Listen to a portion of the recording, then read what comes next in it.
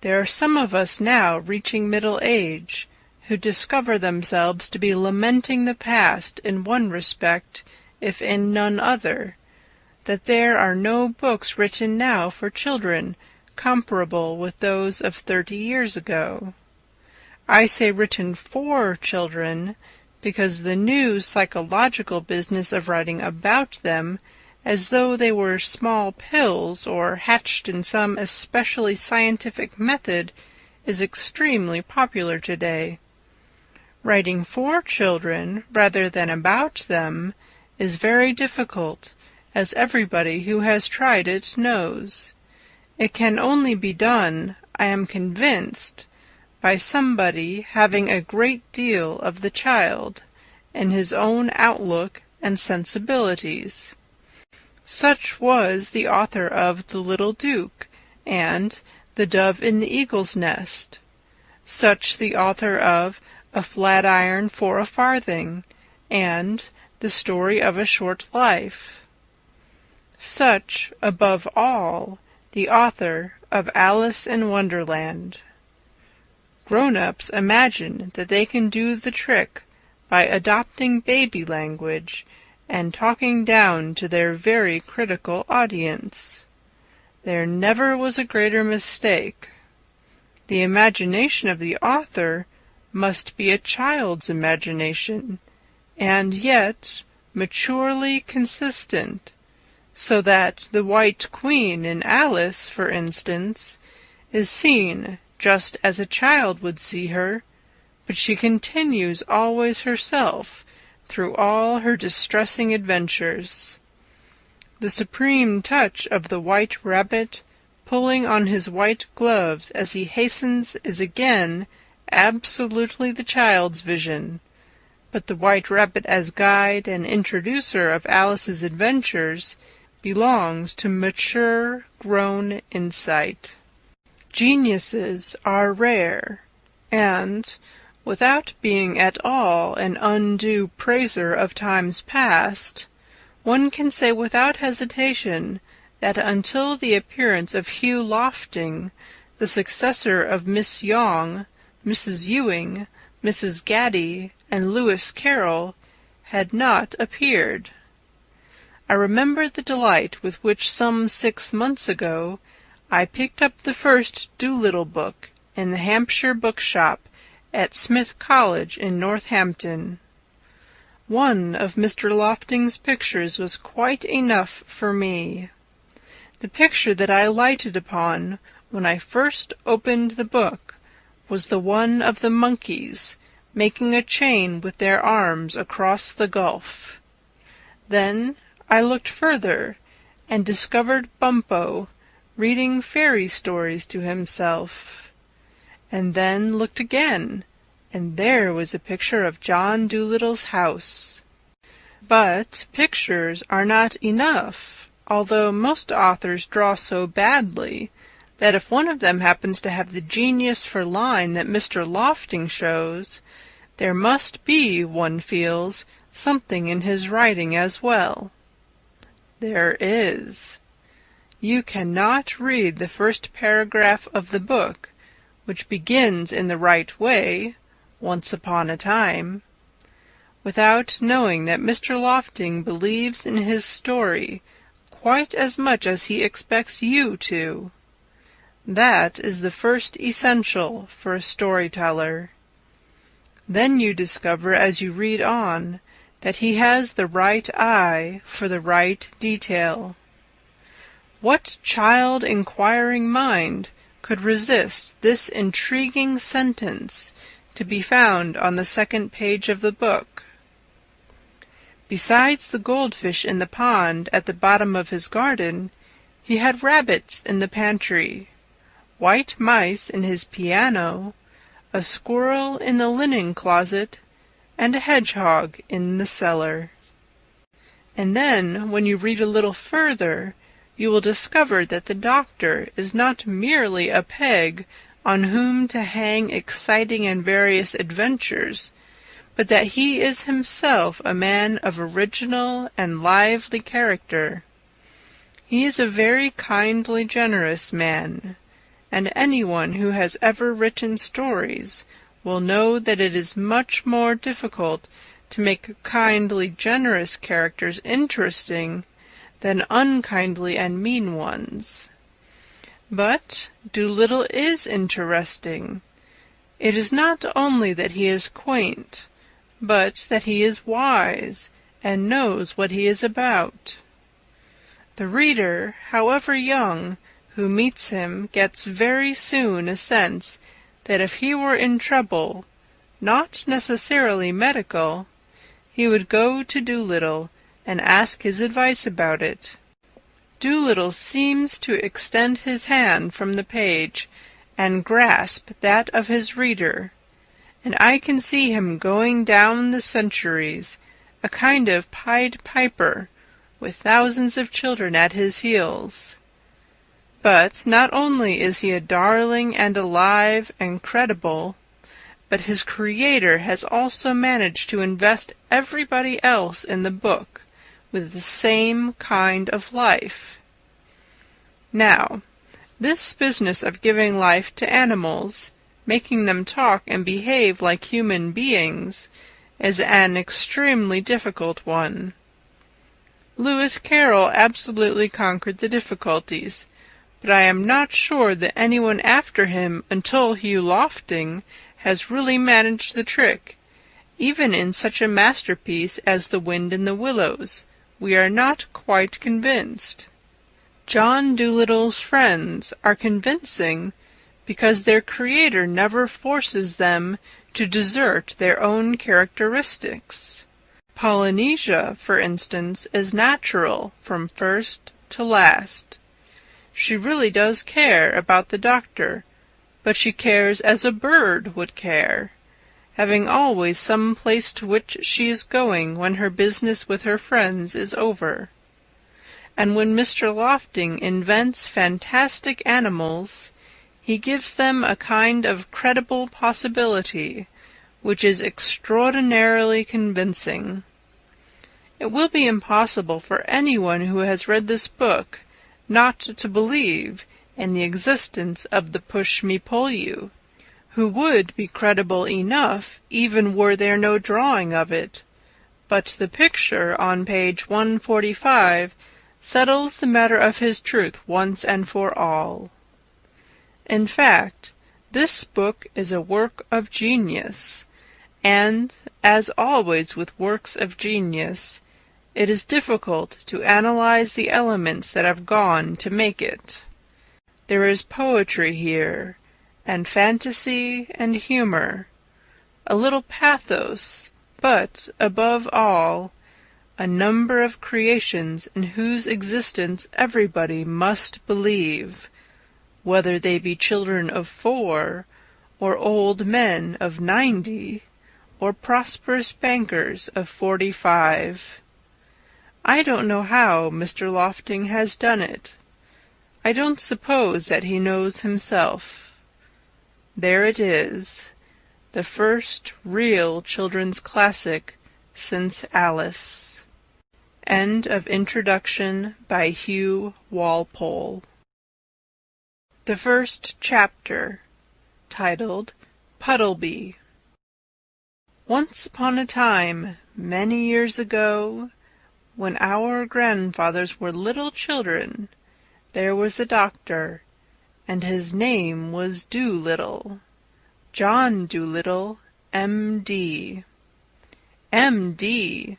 means that he was a proper doctor and knew a whole lot. He lived in a little town called Puddleby-on-the-Marsh. All the folks, young and old, knew him well by sight, and whenever he walked down the street in his high hat, everyone would say, "There goes the doctor! He's a clever man!" And the dogs and the children would all run up and follow behind him, and even the crows that lived in the church tower would caw and nod their heads. The house he lived in, on the edge of the town, was quite small, but his garden was very large, and had a wide lawn, and stone seats, and weeping willows hanging over. His sister, Sarah Doolittle, was housekeeper for him, but the doctor looked after the garden himself. He was very fond of animals, and kept many kinds of pets. Besides the goldfish in the pond at the bottom of his garden, he had rabbits in the pantry, white mice in his piano, a squirrel in the linen closet, and a hedgehog in the cellar. He had a cow with a calf, too, and an old lame horse 25 years of age, and chickens and pigeons, and 2 lambs, and many other animals. But his favorite pets were Dab-Dab the duck, Jip the dog, Gub-Gub the baby pig, Polynesia the parrot, and the owl Too-Too. His sister used to grumble about all these animals, and said they made the house untidy.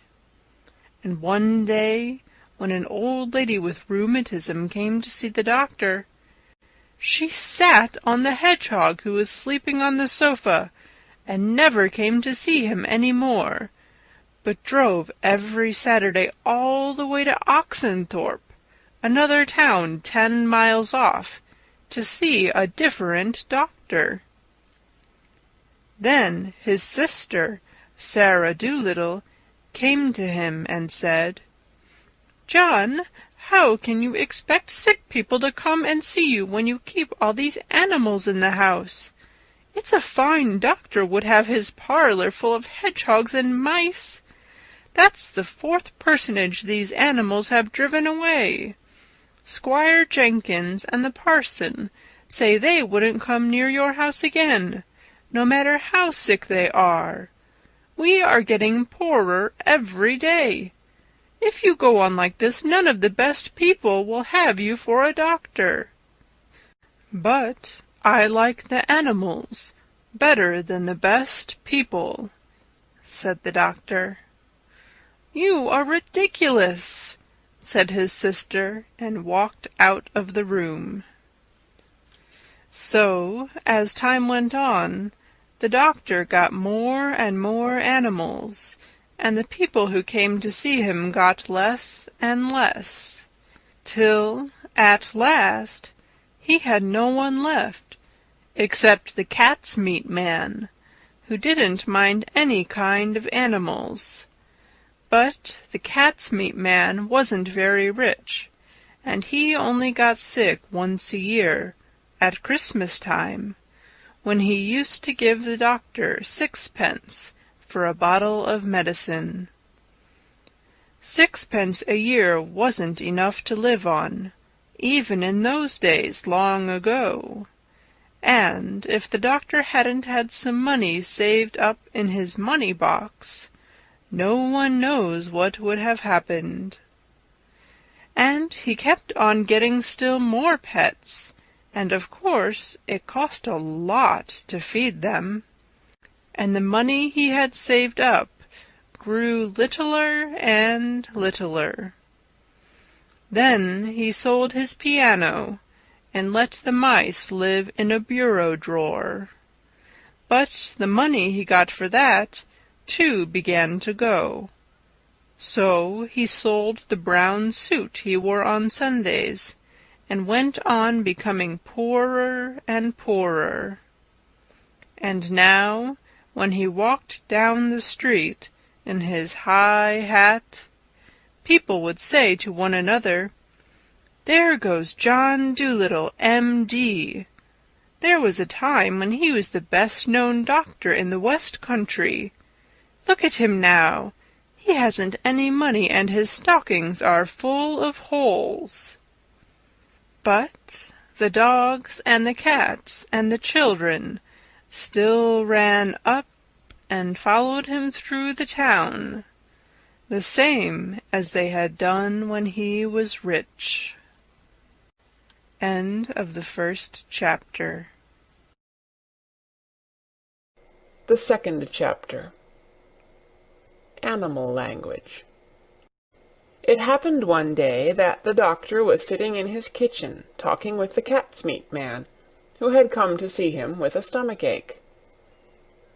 "Why don't you give up being a people's doctor and be an animal doctor?" asked the cat's meat man. The parrot, Polynesia, was sitting in the window looking out at the rain and singing a sailor song to herself. She stopped singing and started to listen.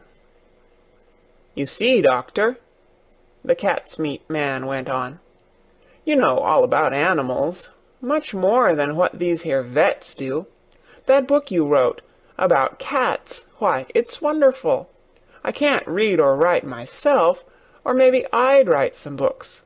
But my wife, Theodosia, she's a scholar, she is, and she read your book to me. Well, it's wonderful. That's all can be said. Wonderful. You might have been a cat yourself. You know the way they think. And listen, you can make a lot of money doctoring animals. Do you know that? You see, I'd send all the old women who had sick cats or dogs to you, and if they didn't get sick fast enough, I could put something in the meat I sell 'em to make 'em sick, see?" "Oh, no," said the doctor quickly. "You mustn't do that. That wouldn't be right." "Oh, I didn't mean real sick," answered the cat's meat man. "Just a little something to make 'em droopy-like, was what I had reference to. But as you say, maybe it ain't quite fair on the animals. But they'll get sick anyway, because the old women always give 'em too much to eat.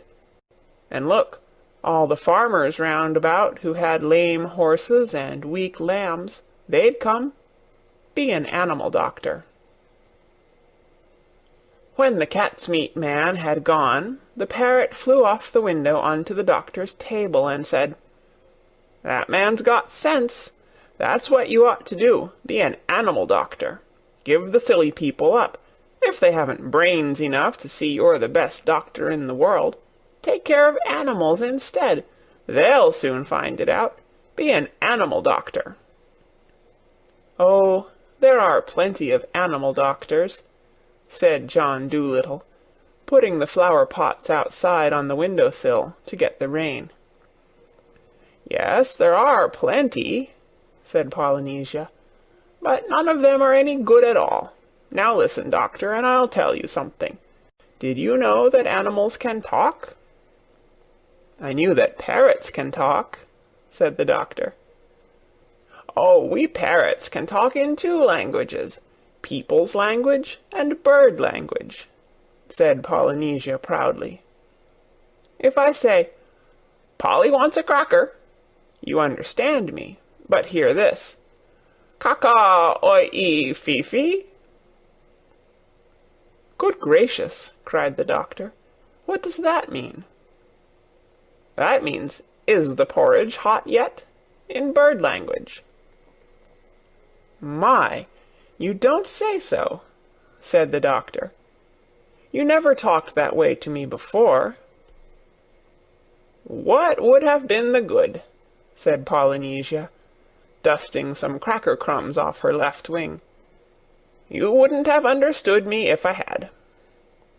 "Tell me some more," said the doctor, all excited, and he rushed over to the dresser drawer and came back with the butcher's book and a pencil. "Now, don't go too fast, and I'll write it down. This is interesting, very interesting, something quite new. Give me the bird's ABC first. Slowly now." So that was the way the doctor came to know that animals had a language of their own, and could talk to one another. And all that afternoon, while it was raining, Polynesia sat on the kitchen table giving him bird words to put down in the book. At tea-time, when the dog Jip came in, the parrot said to the doctor, "See, he's talking to you." "Looks to me as though he were scratching his ear," said the doctor. "But animals don't always speak with their mouths," said the parrot in a high voice, raising her eyebrows. "They talk with their ears, with their feet, with their tails, with everything. Sometimes they don't want to make a noise. Do you see now the way he's twitching up one side of his nose?" "What's that mean?" asked the doctor. "That means, can't you see that it has stopped raining?" Polynesia answered. "He is asking you a question. Dogs nearly always use their noses for asking questions." After a while, with the parrot's help, the doctor got to learn the language of the animals so well that he could talk to them himself and understand everything they said. Then he gave up being a people's doctor altogether. As soon as the cat's meat man had told everyone that John Dolittle was going to become an animal doctor, old ladies began to bring him their pet pugs and poodles who had eaten too much cake, and farmers came many miles to show him sick cows and sheep. One day a plough-horse was brought to him, and the poor thing was terribly glad to find a man who could talk in horse language. "You know, doctor," said the horse, "that vet over the hill knows nothing at all.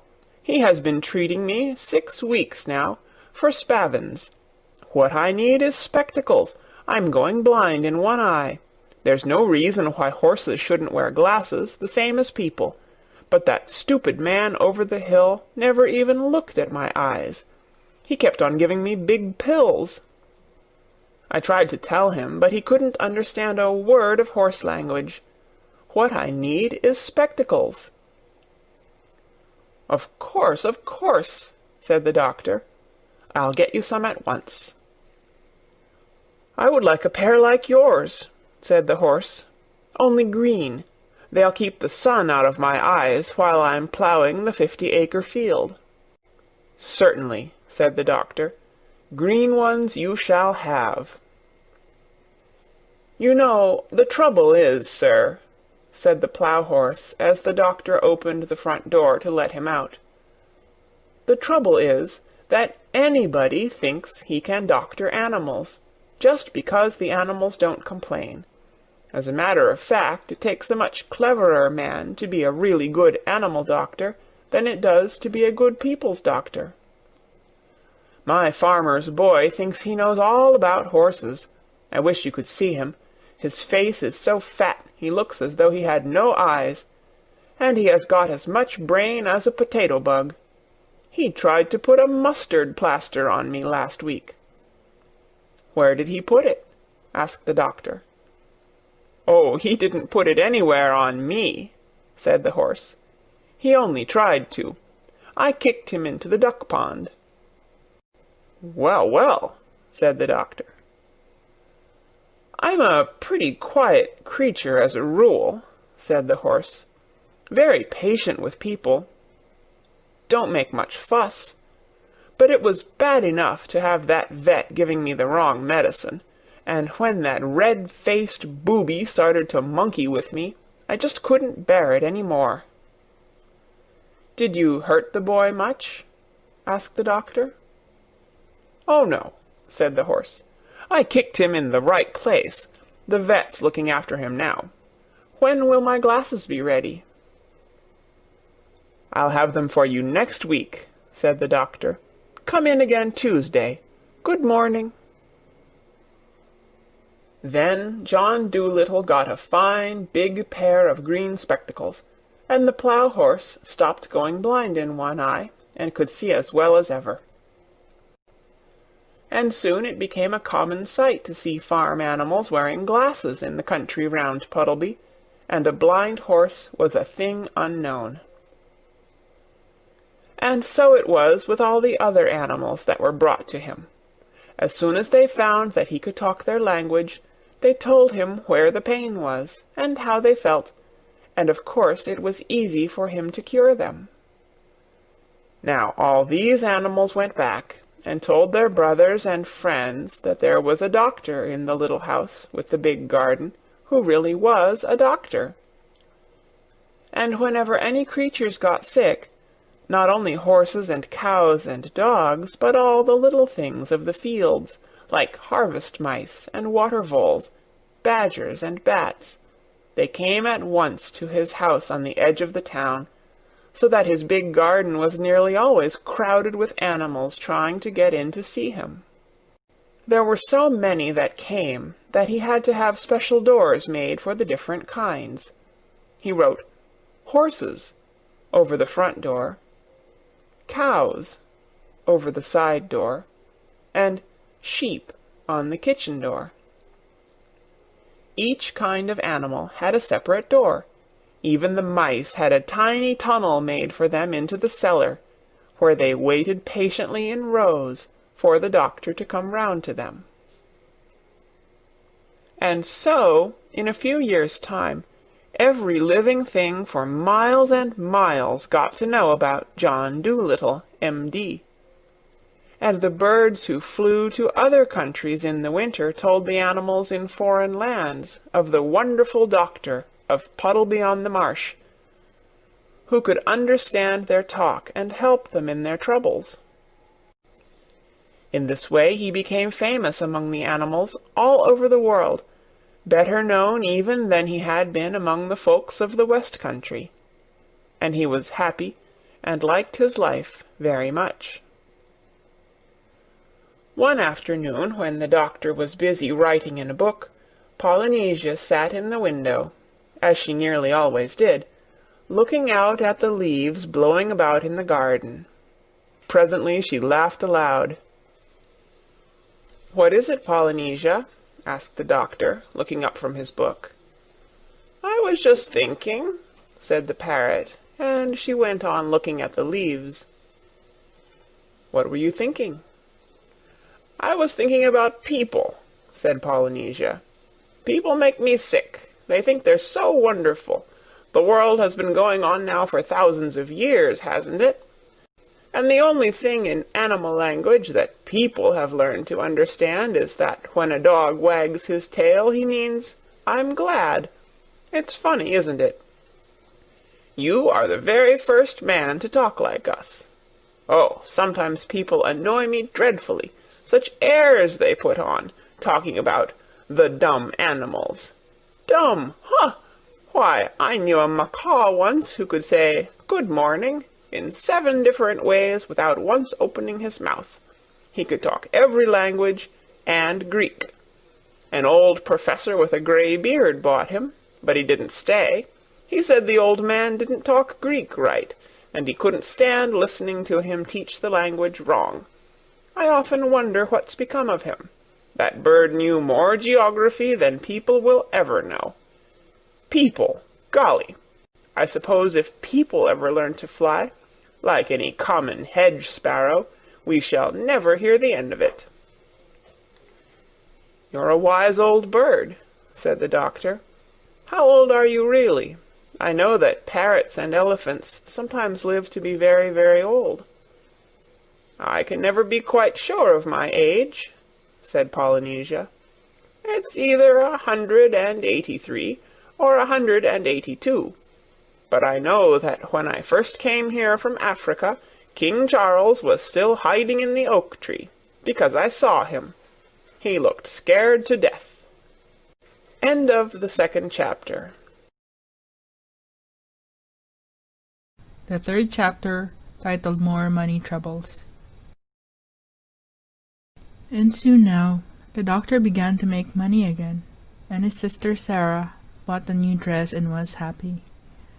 Some of the animals who came to see him were so sick that they had to stay at the doctor's house for a week. And when they were getting better, they used to sit in chairs on the lawn. And often, even after they got well, they did not want to go away. They liked the doctor and his house so much. And he never had the heart to refuse them when they asked if they could stay with him. So in this way, he went on getting more and more pets. Once, when he was sitting on his garden wall, smoking a pipe in the evening, an Italian organ grinder came round with a monkey on a string. The doctor saw at once that the monkey's collar was too tight and that he was dirty and unhappy. So he took the monkey away from the Italian, gave the man a shilling, and told him to go. The organ grinder got awfully angry and said that he wanted to keep the monkey. But the doctor told him that if he didn't go away, he would punch him on the nose. John Dolittle was a strong man, though he wasn't very tall. So the Italian went away saying rude things, and the monkey stayed with Dr. Dolittle and had a good home. The other animals in the house called him Chi-Chi, which is a common word in monkey language, meaning ginger. And another time, when the circus came to Puddleby, the crocodile who had a bad toothache escaped at night and came into the doctor's garden. The doctor talked to him in crocodile language and took him into the house and made his tooth better.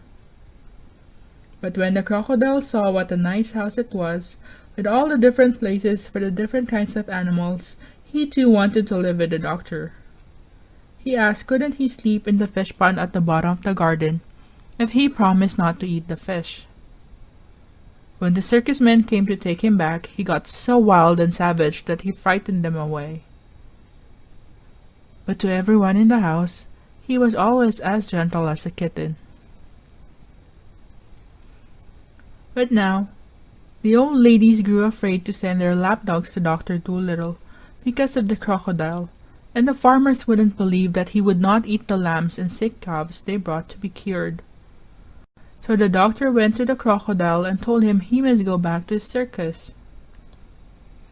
But he wept such big tears and begged so hard to be allowed to stay that the doctor hadn't the heart to turn him out. So then, the doctor's sister came to him and said, "John, you must send that creature away. Now the farmers and the old ladies are afraid to send their animals to you, just as we were beginning to be well off again. Now we shall be ruined entirely. This is the last straw. I will no longer be housekeeper for you if you don't send away that alligator." "It isn't an alligator," said the doctor. "It's a crocodile." "I don't care what you call it," said his sister. "It's a nasty thing to find under the bed. I won't have it in the house." "But he has promised me," the doctor answered, "that he will not bite anyone. He doesn't like the circus, and I haven't the money to send him back to Africa where he comes from. He minds his own business and on the whole is very well behaved. Don't be so fussy." "I tell you I will not have him around," said Sarah. "He eats the linoleum. If you don't send him away this minute, I'll go and get married." "All right," said the doctor. "Go and get married. It can't be helped." And he took down his hat and went out into the garden. So Sarah Dolittle packed up her things and went off, and the doctor was left all alone with his animal family. And very soon he was poorer than he had ever been before. With all these mouths to fill, and the house to look after, and no one to do the mending, and no money coming in to pay the butcher's bill, things began to look very difficult. But the doctor didn't worry at all. "Money is a nuisance," he used to say. "We'd all be much better off if it had never been invented. What does money matter so long as we're happy?" But soon the animals themselves began to get worried. And one evening, when the doctor was asleep in his chair before the kitchen fire, they began talking it over among themselves in whispers. And the owl, Choo-Choo, who was good at arithmetic, figured it out that there was only money enough left to last another week, if they each had 1 meal a day and no more. Then the parrot said, "I think we all ought to do the housework ourselves. At least we can do that much. After all, it is for our sakes that the old man finds himself so lonely and so poor." So it was agreed that the monkey, Chi-Chi, was to do the cooking and mending, the dog was to sweep the floors, the duck was to dust and make the beds, the owl, Choo-Choo, was to keep the accounts, and the pig was to do the gardening, They made Polynesia the parrot housekeeper and laundress, because she was the oldest. Of course, at first they all found their new jobs very hard to do, all except Chi-Chi, who had hands and could do things like a man. But they soon got used to it, and they used to think it great fun to watch Chip the dog sweeping his tail over the floor with a rag tied onto it for a broom. After a little, they got to do the work so well that the doctor said that he had never had his house kept so tidy or so clean before. In this way, things went along all right for a while, but without money they found it very hard. Then the animals made a vegetable and flower stall outside the garden gate and sold radishes and roses to the people that passed by along the road. But still, they didn't seem to make enough money to pay all the bills, and still, the doctor wouldn't worry. When the parrot came to him and told him that the fishmonger wouldn't give them any more fish, he said, "Never mind. So long as the hens lay eggs and the cow gives milk, we can have omelettes and junket. And there are plenty of vegetables left in the garden. The winter is still a long way off. Don't fuss." That was the trouble with Sarah. She would fuss. I wonder how Sarah's getting on. An excellent woman in some ways. Well, well. But the snow came earlier than usual that year, and although the old lame horse hauled in plenty of wood from the forest outside the town, so they could have a big fire in the kitchen, most of the vegetables in the garden were gone, and the rest were covered with snow, and many of the animals were really hungry. End of the 3rd chapter.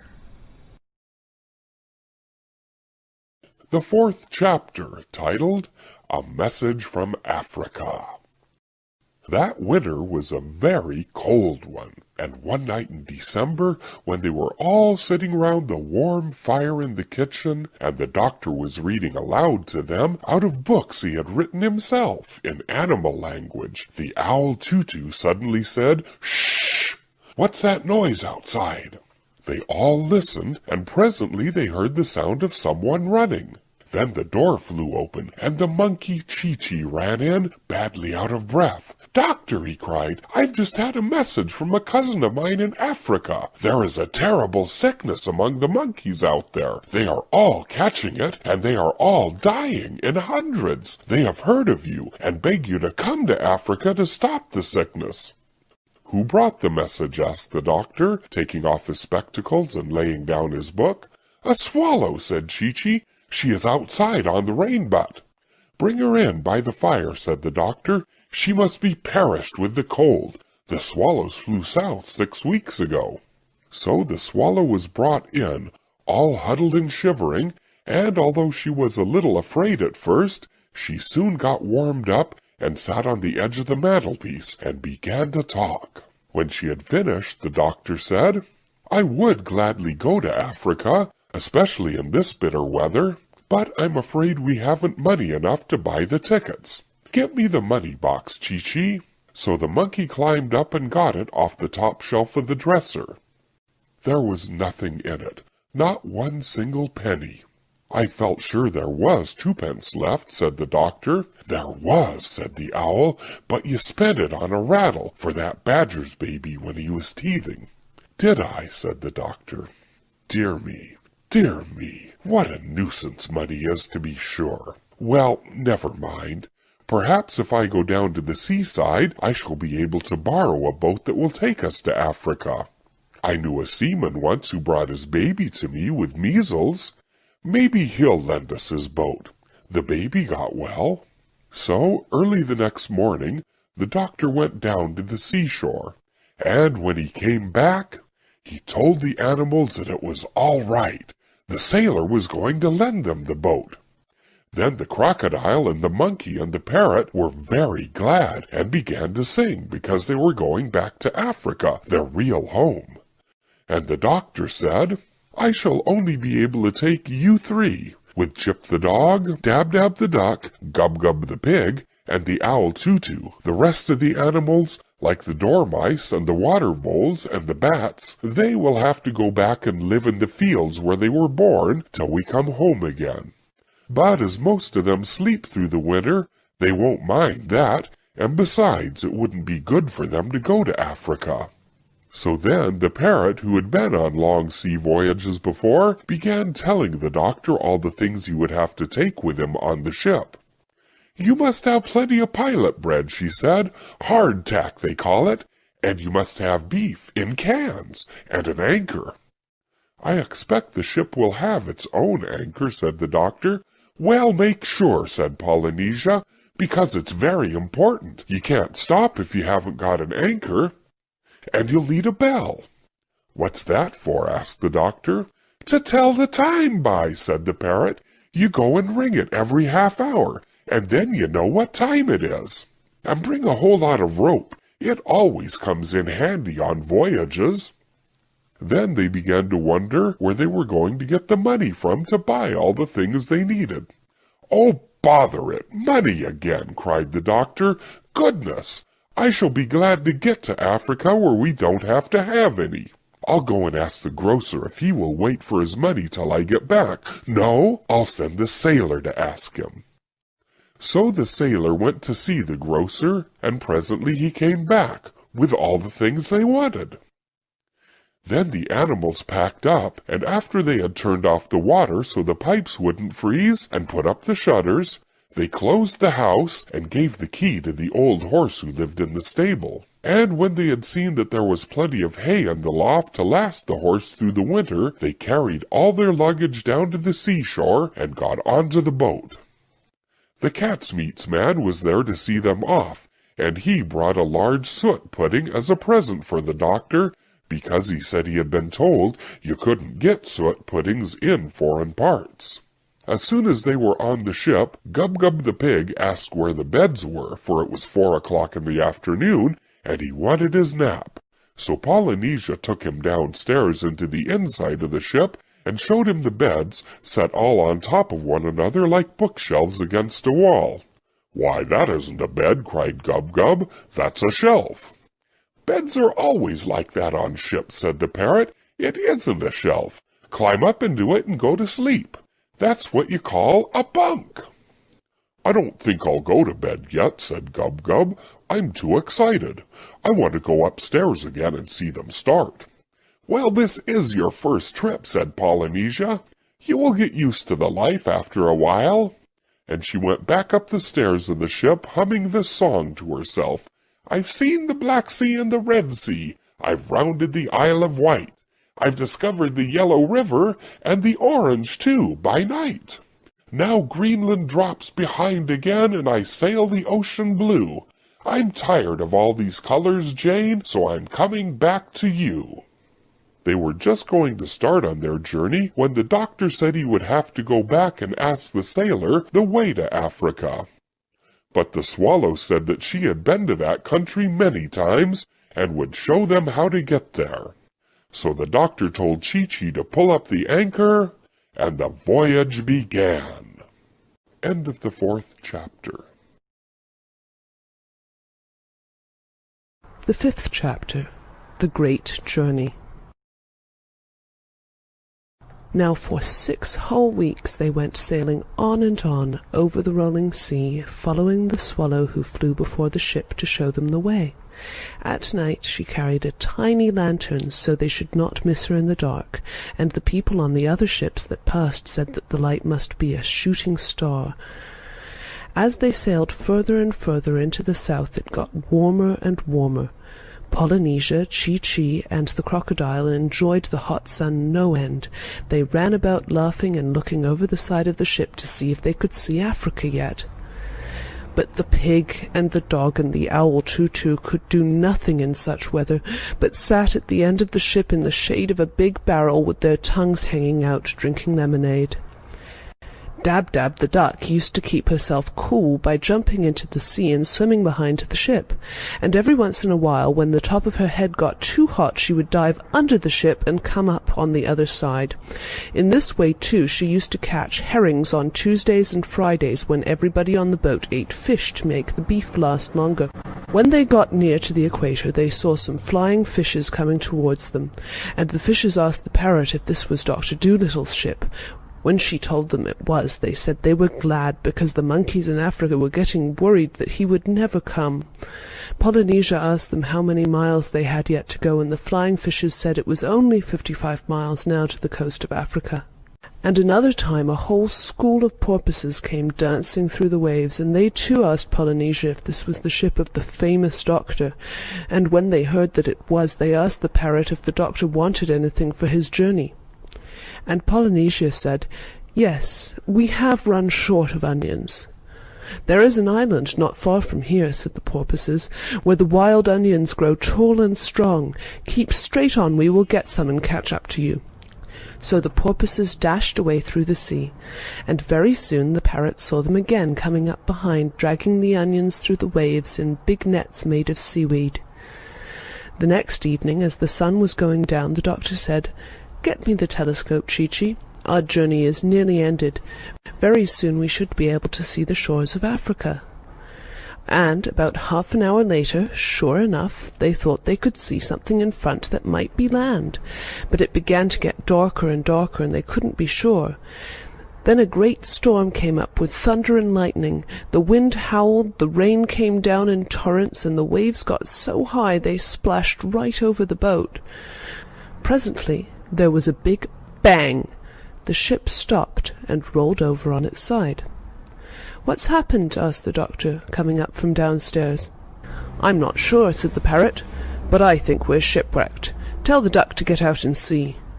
So Dab-Dab dived right down under the waves, and when she came up she said they had struck a rock. There was a big hole in the bottom of the ship, the water was coming in, and they were sinking fast. "We must have run into Africa," said the doctor. "Dear me, dear me. Well, we must all swim to land." But Chi-Chi and Gub-Gub did not know how to swim. "Get the rope," said Polynesia.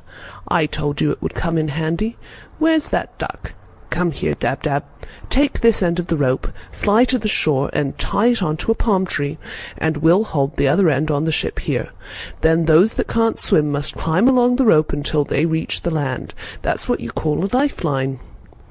So they all got safely to the shore, some swimming, some flying, and those that climbed along the rope brought the doctor's trunk and handbag with them. But the ship was no good any more, with the big hole in the bottom, and presently the rough sea beat it to pieces on the rocks, and the timbers floated away. Then they all took shelter in a nice dry cave they found high up on the cliffs, till the storm was over. When the sun came out next morning, they went down to the sandy beach to dry themselves. "Dear old Africa," sighed Polynesia, "it's good to get back. Just think, it'll be 169 years tomorrow since I was here, and it hasn't changed a bit. Same old palm trees, same old red earth, same old black ants. There's no place like home." And the others noticed she had tears in her eyes, she was so pleased to see her country once again. Then the doctor missed his high hat, for it had been blown away into the sea during the storm, so Dab-Dab went out to look for it, and presently she saw it a long way off, floating on the water like a toy boat. When she flew down to get it, she found one of the white mice, very frightened, sitting inside it. "What are you doing here?" asked the duck. "You were told to stay behind in Puddleby." "I didn't want to be left behind," said the mouse. "I wanted to see what Africa was like. I have relatives there, so I hid in the baggage and was brought onto the ship with the hardtack. When the ship sank, I was terribly frightened because I cannot swim far. I swam as long as I could, but I soon got all exhausted and thought I was going to sink. And then just at that moment the old man's hat came floating by, and I got into it because I did not want to be drowned."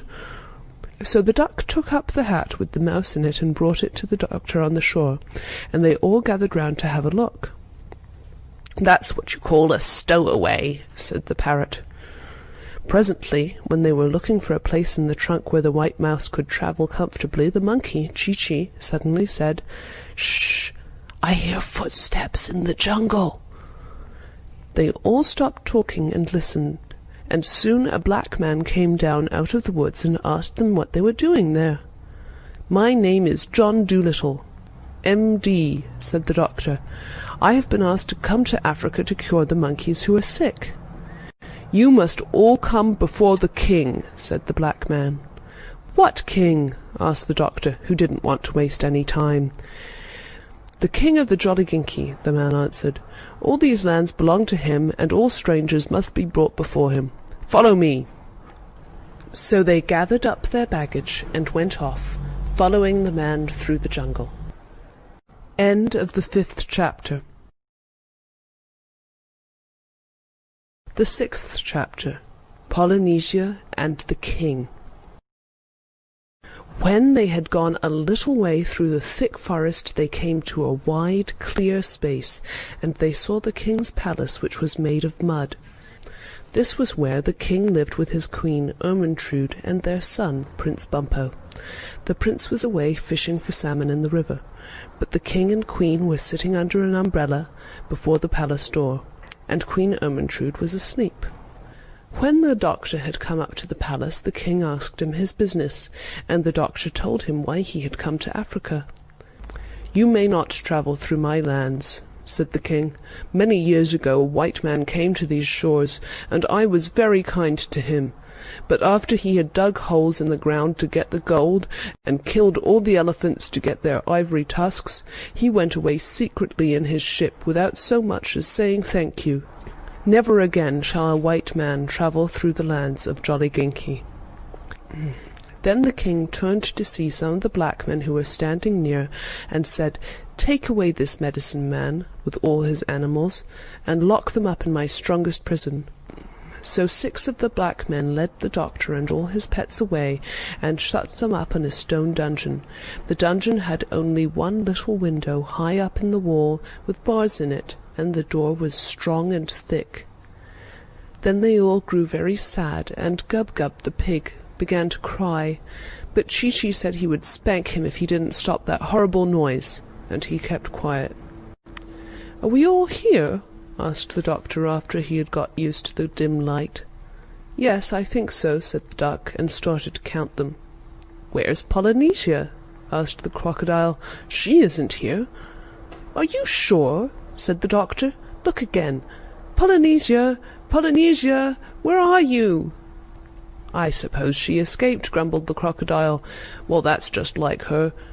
Sneaked off into the jungle as soon as her friends got into trouble." "I'm not that kind of a bird," said the parrot, climbing out of the pocket in the tail of the doctor's coat. "You see, I'm small enough to get through the bars of that window, and I was afraid they would put me in a cage instead. So while the king was busy talking, I hid in the doctor's pocket, and here I am. That's what you call a ruse," she said, smoothing down her feathers with her beak. "Good gracious!" cried the doctor. "You're lucky I didn't sit on you." "Now listen," said Polynesia. "Tonight, as soon as it gets dark, I am going to creep through the bars of that window and fly over to the palace, and then, you'll see, I'll soon find a way to make the king let us all out of prison." "Oh, what can you do?" said Gub-Gub, turning up his nose and beginning to cry again. "You're only a bird." "Quite true," said the parrot, "but do not forget that although I am only a bird, I can talk like a man, and I know these people." So that night, when the moon was shining through the palm trees and all the king's men were asleep, the parrot slipped out through the bars of the prison and flew across to the palace. The pantry window had been broken by a tennis ball the week before, and Polynesia popped in through the hole in the glass. She heard Prince Bumpo snoring in his bedroom at the back of the palace. Then she tiptoed up the stairs till she came to the king's bedroom. She opened the door gently and peeped in. The queen was away at a dance that night at her cousin's, but the king was in bed fast asleep. Polynesia crept in very softly and got under the bed. Then she coughed, just the way Dr. Dolittle used to cough. Polynesia could mimic anyone. The king opened his eyes and said sleepily, "Is that you, Ermentrude?" He thought it was the queen come back from the dance. Then the parrot coughed again, loud, like a man, and the king sat up wide awake and said, "Who's that?" "I am Dr. Dolittle," said the parrot, just the way the doctor would have said it. "What are you doing in my bedroom?" cried the king. "How dare you get out of prison? Where are you? I don't see you." But the parrot just laughed, a long, deep, jolly laugh like the doctor's. "Stop laughing and come here at once so I can see you." "Foolish king," answered Polynesia, "have you forgotten that you are talking to John Dolittle, M.D., the most wonderful man on earth? Of course you cannot see me. I have made myself invisible. There is nothing I cannot do. Now listen. I have come here tonight to warn you. If you don't let me and my animals travel through your kingdom, I will make you and all your people sick like the monkeys. For I can make people well, and I can make people ill, just by raising my little finger. Send your soldiers at once to open the dungeon door, or you shall have mumps before the morning sun has risen on the hills of Jolliginki." Then the king began to tremble, and was very much afraid. "Doctor," he cried, "it shall be as you say, but do not raise your little finger, please." And he jumped out of bed, and ran to tell the soldiers to open the prison door. As soon as he was gone, Polynesia crept downstairs and left the palace by the pantry window. But the queen, who was just letting herself in at the back door with the latch-key, saw the parrot getting out through the broken glass, and when the king came back to bed she told him what she had seen. Then the king understood that he had been tricked, and he was dreadfully angry. He hurried back to the prison at once. But he was too late. The door stood open. The dungeon was empty. The doctor and all his animals were gone. End of the 6th chapter. The 7th chapter, titled The Bridge of Apes. Queen Ermintrude had never in her life seen her husband so terrible as he got that night. He gnashed his teeth with rage. He called everybody a fool. He threw his toothbrush at the palace cat. He rushed around in his nightshirt and woke up all his army and sent them into the jungle to catch the doctor. Then he made all his servants go too, his cooks and his gardeners and his barber and Prince Bumpo's tutor. Even the queen, who was tired from dancing in a pair of tight shoes, was packed off to help the soldiers in their search. All this time the doctor and his animals were running through the forest towards the land of the monkeys as fast as they could go. Gub-Gub, with his short legs, soon got tired, and the doctor had to carry him, which made it pretty hard when they had the trunk and the handbag with them as well. The king of the Jolliginki thought it would be easy for his army to find them, because the doctor was in a strange land and would not know his way. But he was wrong, because the monkey, Chi-Chi, knew all the paths through the jungle, better even than the king's men did.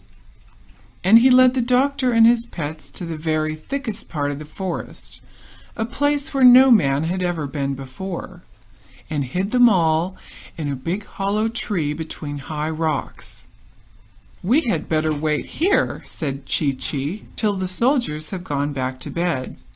Then we can go into the land of the monkeys." "We had better wait here," said Chi-Chi, "till the soldiers have gone back to bed. Then we can go on into the land of the monkeys." So there they stayed the whole night through. They often heard the king's men searching and talking in the jungle round about, but they were quite safe, for no one knew of that hiding place but Chi-Chi, not even the other monkeys. At last, when daylight began to come through the thick leaves overhead, they heard Queen Ermintrude saying in a very tired voice that it was no use looking any more, that they might as well go back and get some sleep. As soon as the soldiers had gone home, Chi-Chi brought the doctor and his animals out of the hiding place, and they set off for the land of the monkeys. It was a long, long way. and they often got very tired, especially Gub-Gub. But when he cried, they gave him milk out of the coconuts, which he was very fond of. They always had plenty to eat and drink, because Chee-Chee and Polynesia knew all the different kinds of fruits and vegetables that grow in the jungle, and where to find them, like dates and figs and ground nuts and ginger and yams. They used to make their lemonade out of the juice of wild oranges, sweetened with honey, which they got from the bees' nests in hollow trees. No matter what it was they asked for, Chee-Chee and Polynesia always seemed to be able to get it for them, or something like it. They even got the doctor some tobacco one day, when he had finished what he had brought with him and wanted to smoke. At night they slept in tents made of palm leaves on thick, soft beds of dried grass. And after a while they got used to walking such a lot and did not get so tired, and enjoyed the life of travel very much. But they were always glad when the night came and they stopped for their resting time. Then the doctor used to make a little fire of sticks, and after they had their supper, they would sit round it in a ring, listening to Polynesia singing songs about the sea, or to Chee-Chee telling stories of the jungle. And many of the tales that Chee-Chee told were very interesting, because although the monkeys had no history books of their own, before Dr. Dolittle came to write them for them, they remember everything that happens by telling stories to their children. And Chee-Chee spoke of many things his grandmother had told him, tales of long, long, long ago, before Noah and the flood, of the days when men dressed in bear skins and lived in holes in the rock and ate their mutton raw, because they did not know what cooking was, having never seen a fire. And he told them of the great mammoths and lizards, as long as a train, that wandered over the mountains in those times, nibbling from the treetops.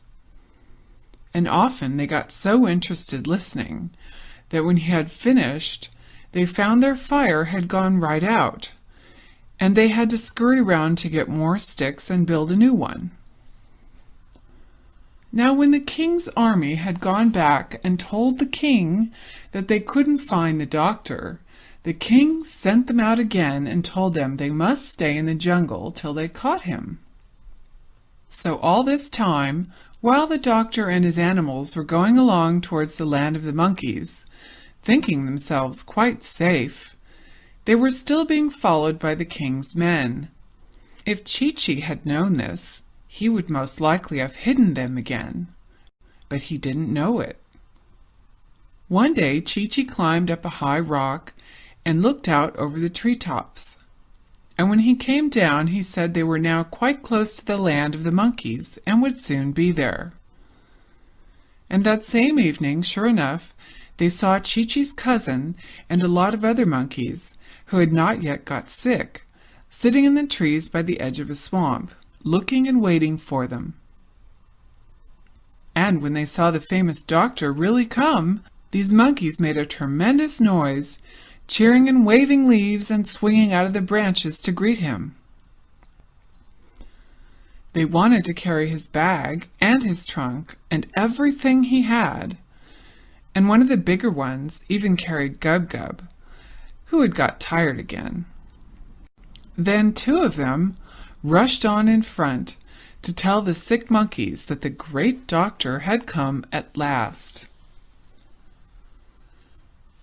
But the king's men, who were still following, had heard the noise of the monkeys cheering, and they at last knew where the doctor was, and hastened on to catch him. The big monkey carrying Gub-Gub was coming along behind slowly, and he saw the captain of the army sneaking through the trees. So he hurried after the doctor and told him to run.